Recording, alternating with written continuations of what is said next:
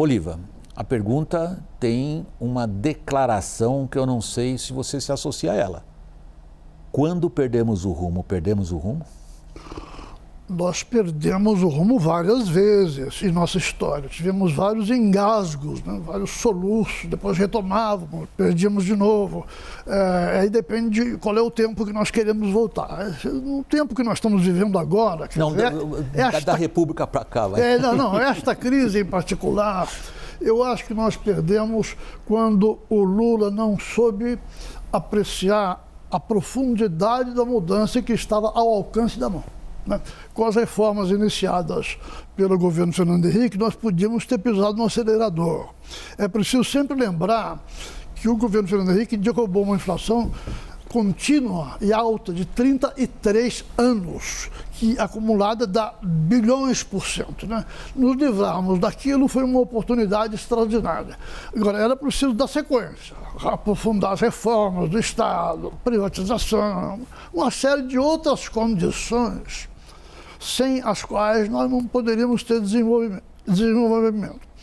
O Lula, eu acho que esse lado da coisa ele não entendeu. Ele tinha, com toda razão, vamos fazer justiça, né? Uma preocupação com o social, fez avanços muito importantes na área social, mas eu acho que ele não entendeu que o Brasil precisava de acumulação de capital, de infraestrutura, de coisas pesadas que alavancassem e sustentassem Bolívar, o crescimento por muito tempo. Perfeito. Você ofereceu para a nossa conversa um corte em termos de data, uma geração atrás. Você está falando de um período que está 20 anos atrás, razoavelmente.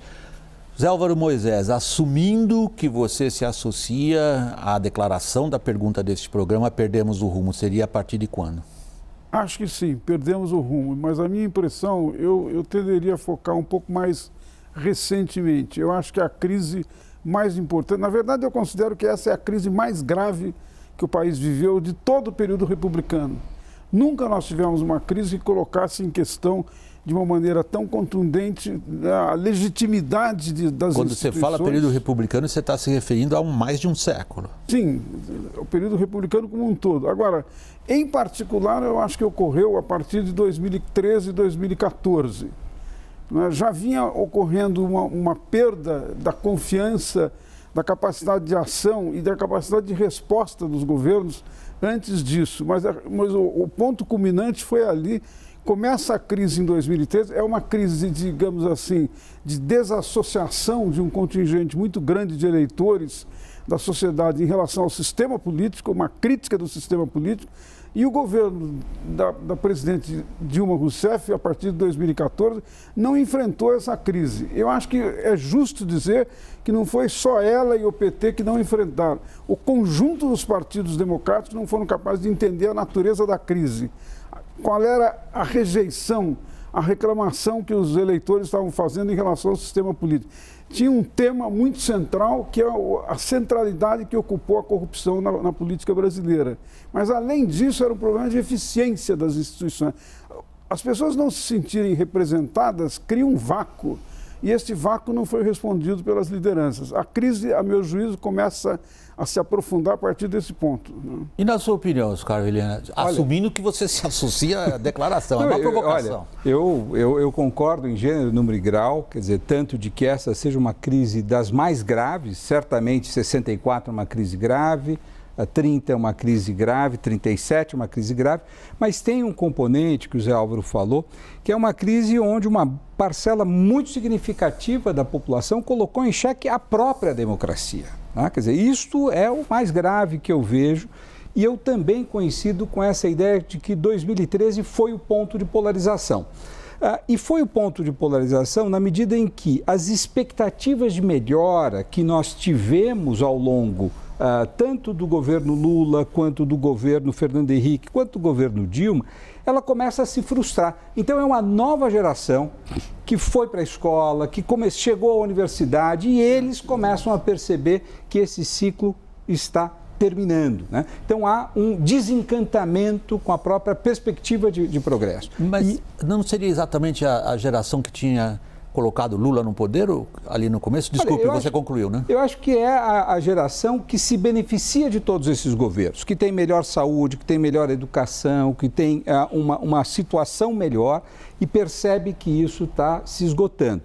E essa juventude começa a se desencantar com a política, gerando exatamente o problema que o Moisés colocou. E só para concluir, o que se perde é uma confiança de que isso poderia ser solucionado politicamente. E aí entram as instituições jurídicas que nós conversamos tanto e uma guerra de estamentos entre o campo jurídico e o campo político. Me parece um ponto essencial que vocês dois abordaram, né? A perda de confiança na capacidade das instituições e do sistema político de trazerem as respostas. E a origem você coloca ali a uma geração, Bolívia? Veja, William, eu concordo, evidentemente, com meus colegas em trazerem mais para cá os problemas, mas eu queria martelar um pouquinho mais o meu ponto, porque o Lula não chegou a formular um programa, uma diretriz de desenvolvimento. Quer dizer, no segundo mandato, o governo Lula se beneficiou de taxas altíssimas de crescimento, mas o governo estava em Pequim.